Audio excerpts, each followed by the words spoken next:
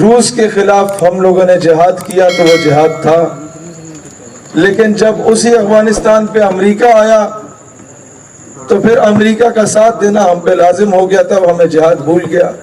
لہٰذا جب تک ہم یہ نہ کہیں کہ جہاد صرف وہ جائز ہے جو امریکہ کی خوشنودی سے ہو، تب تک ہم آزاد نہیں ہو سکتے۔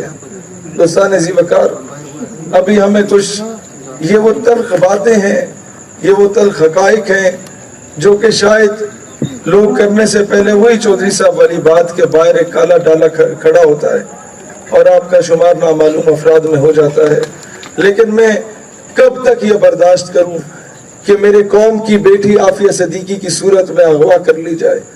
میں کب تک یہ برداشت کروں کہ میرے قوم کے بچے ریمن ڈیوس کی صورت میں اسے قتل کر دیا جائے اور ریمن ڈیوس باعزت طور پر بری ہو جائے؟ میں کب تک یہ برداشت کروں کہ کرنل جوزف رات کی تاریکی میں میرے بچے کو اسلام آباد کی سڑکوں پہ کچل دے اور ہم اسے نور خان ایئر بیس سے رات کی تاریکی میں سلوٹ مار کے بھیج دیں؟ میں کب تک یہ برداشت کروں کہ میرے دیش کا جوان وہ چونڈا میں اپنے جسم سے بم باندھ کے ہندوستانی ٹینکوں پہ تو کود پڑا، اس کے غرور کو خاک میں ملایا؟ میں کب تک یہ کہوں کہ ہمارے دیش کے جوان نے آپ کے کیا کہتے ہیں سری نگر کے قریب تو قربانیاں دیں، ایل او سی پہ تو قربانیاں دیں، سیاچن پہ تو قربانیاں دیں، لیکن اوپر جو سٹیک ہولڈرز بیٹھے ہیں انہوں نے ہمیشہ سے جارج بش کے، اوباما کے اور ڈونلڈ ٹرمپ کے تلوے چاٹے ہیں۔ میں کب تک یہ برداشت کروں کہ چہرے تبدیل ہوتے رہیں لیکن غلامی کا پٹا وائٹ ہاؤس سے ہی آتا رہے؟ میں کب تک یہ برداشت کروں کہ چہرے حکام بالا کے تبدیل ہوتے رہیں لیکن منظوری واشنگٹن ڈی سی سے آتی رہی؟ وہ سوشل میڈیا تھا، بجائے اس کے کہ اس پہ ہم پاپا کی پرنسس والی آئی ڈی بنائیں، یا بجائے اس کے کہ اس پہ ہم لوگ سبا بن کے 20 روپے کا ایزی لوڈ منگوا لیں اور مغرب کے اربوں ڈالرز کی انویسٹمنٹ پہ لات مارتا ہوا بتائے کہ جناب ہم لوگ جتنے مرضی ماڈرنائزڈ کیوں نہ ہوں، ہم لوگ جتنے مرضی انگریزی گھما پھرا کے بولنے والے کیوں نہ ہوں، ہم لوگ جتنا مرضی پینٹو شیٹوں میں پھرنے والے کیوں نہ ہوں، جب بات میرے آقا کی عزت اور حرمت کی آتی ہے تو ہم کسی کو کھادے میں، کسی کو بارے میں نہیں لاتے۔ ختم نبوت زندہ باد زندہ باد۔ تو اتنے میں پولیس تشریف لے آئی تھی تو پھر ہمیں گلا بھاڑ بھاڑ کے تقریریں کرنی پڑی، اسی لیے میں ابھی اس جوش و ولولے سے نہیں کر پاتا کہ اب میرا گلا میرا ساتھ نہیں دے رہا۔ ایک دور ہوتا تھا جب ہم انجمن طلبہ اسلام میں تھے تو سب سے زیادہ کریٹیسائز سیالکوٹ اور گجرانوالہ کو کیا جاتا تھا۔ اب آ کے مجھے اندازہ ہوتا ہے کہ جب تک یہ ماڈل جو سیالکوٹ اور گجرانوالہ ہے اسے امپلیمنٹ نہیں کیا جائے گا، یہ لبرلز پہ قابو نہیں پایا جا سکتا۔ یہ کچھ حقائق ہیں، جس کی لاٹھی اس کی بھینس۔ دنیا کا قانون رہا ہے، کفر ہمیشہ سے ہمیں کیوں چماٹے مارتا رہا کہ جب وہ ایک گال پہ تھپڑ مارتا ہم کہتے بھائی جان ہم بڑے پرامن ہیں، ہم مسلمان ہیں، دوسری گال بھی حاضر ہے۔ ہمیں اسلام نے کبھی یہ درس نہیں دیا۔ اسلام پرامن مذہب ہے، لیکن اسلام کبھی یہ نہیں کہتا کہ ماں بہن بیٹی کی عزت کو پامال کیا جا رہا اور تم چوڑیاں پہن کے بیٹھو۔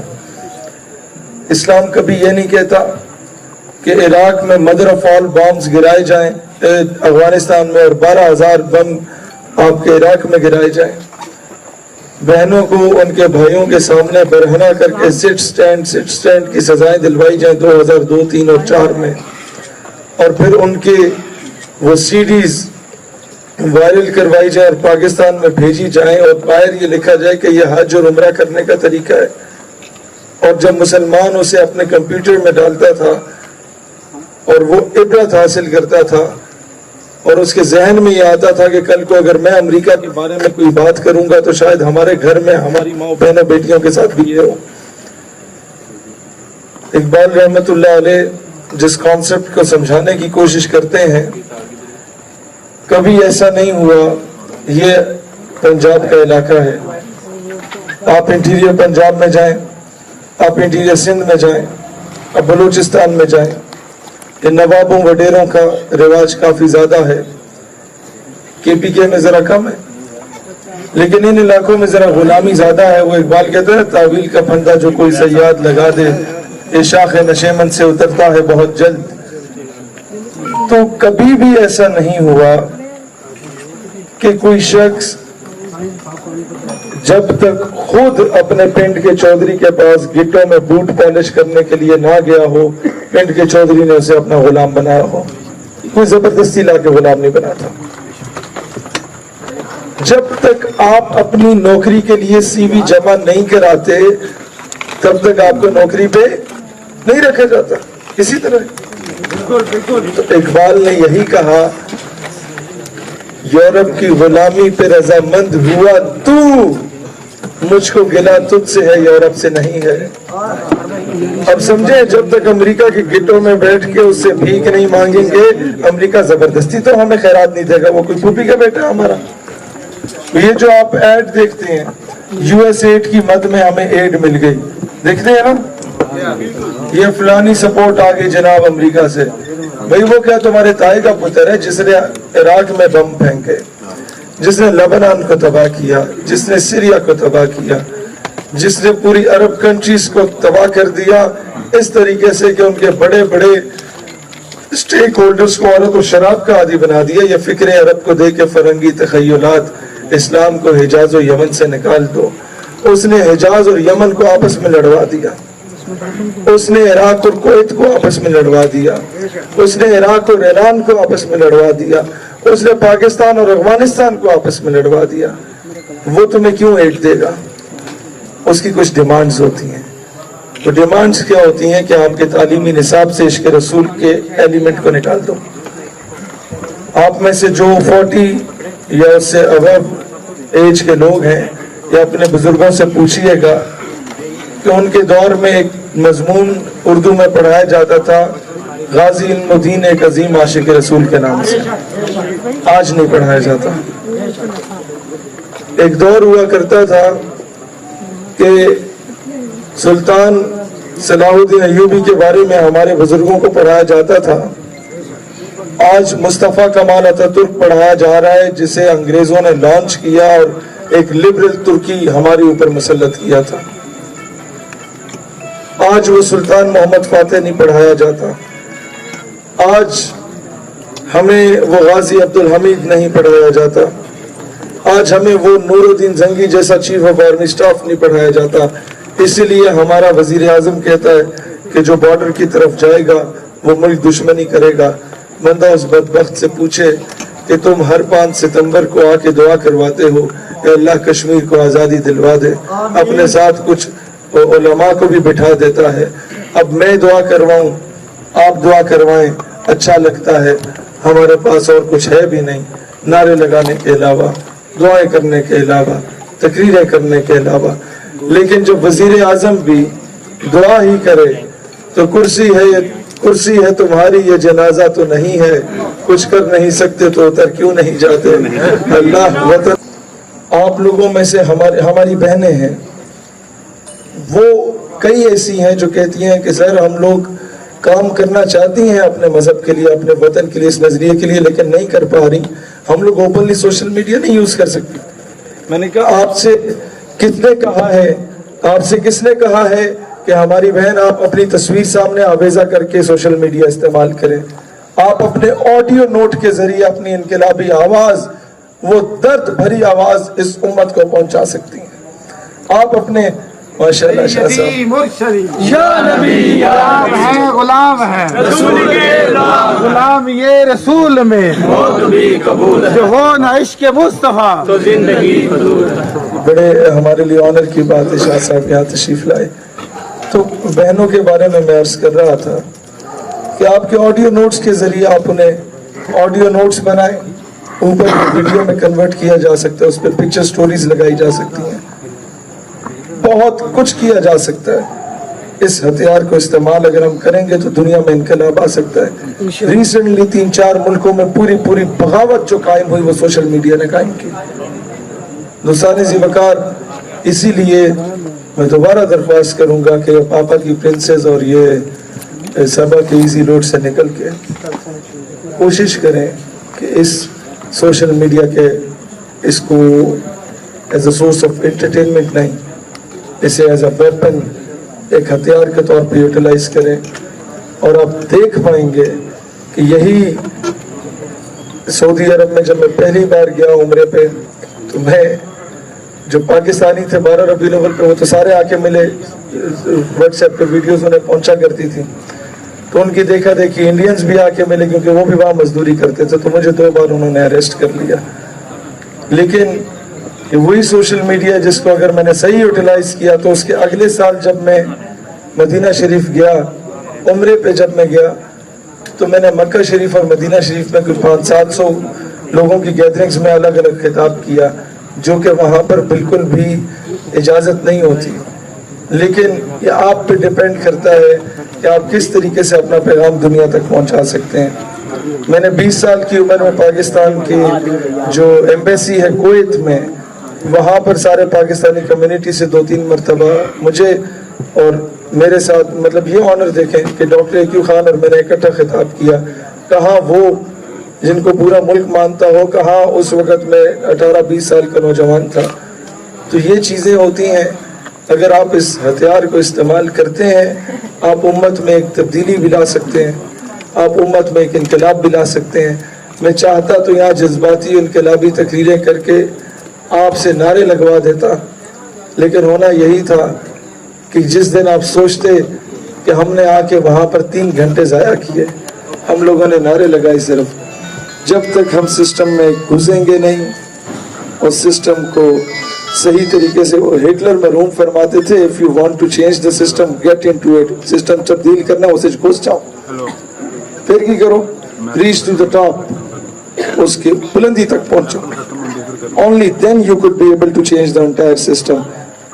ਤਾਂ ਤੁਸੀਂ ਜਾ ਕੇ ਉਸ सिस्टम ਨੂੰ चेंज कर सकते हो, नहीं तो बाहर बैठ के नारे लाओ, कोई फर्क नहीं पड़ेगा, कुछ भी फर्क नहीं पड़ेगा। दोस्तान ज़ी वक़ार, ये लॉन्ग टर्म मेयर्स हैं, ये इस तरह नहीं, बस ठीक है 2 जुमले, ये इस तरह नहीं है कि आज हम नारे लगाएं तो कल ये नजरियाती लोग जो है वो कोई हुकूमत कायम करके, ये एक तवील जद्दोजहद है। आप सिस्टम पे काम करें, कल को हम लोग हो ना हो, मैं ये दावे से कह सकता हूँ कि पाकिस्तान हकीकी मायनों में एक इस्लामी जमहूरिया पाकिस्तान में लाने के हकदार होगा।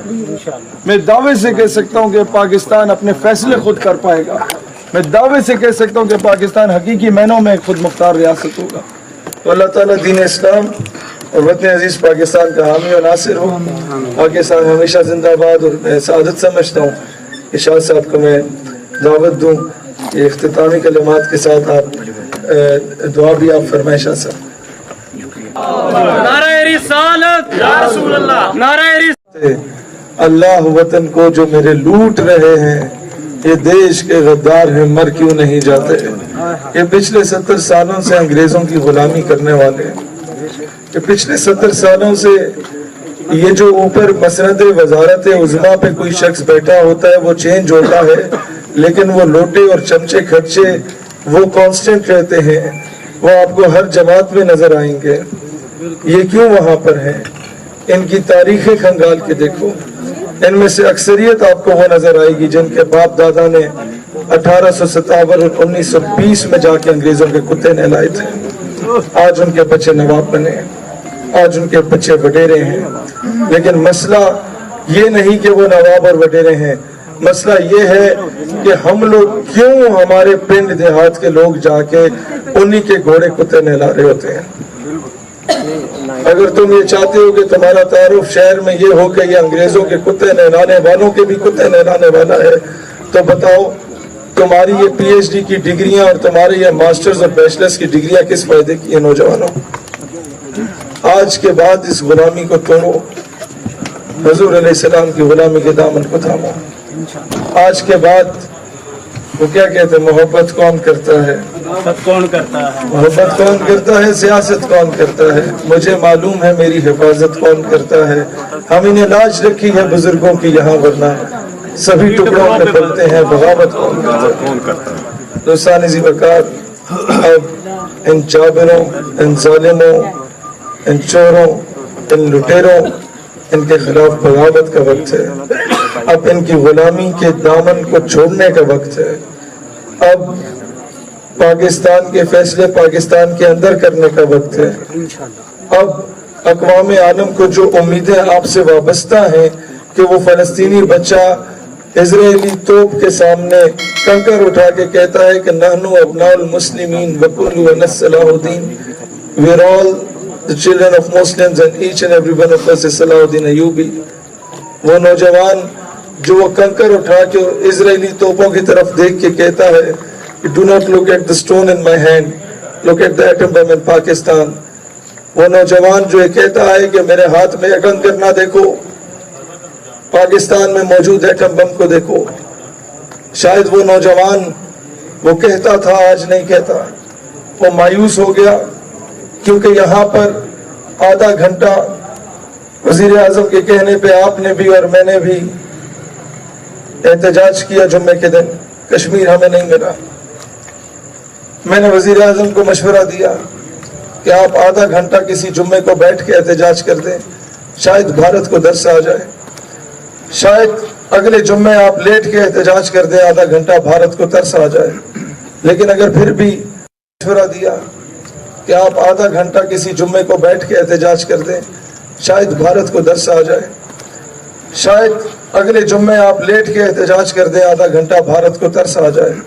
लेकिन अगर फिर भी आपको कश्मीर ना मिला तो किसी जुम्मे को तमाम हुकाम बाला, तमाम से मुराद आप समझते हैं इंक्लूडिंग फरिश्ते, तमाम हुकाम बाला कायद तेरी जुर्रत को सलाम है, सलाम है। कायद तेरी जुर्रत को सलाम है, सलाम है।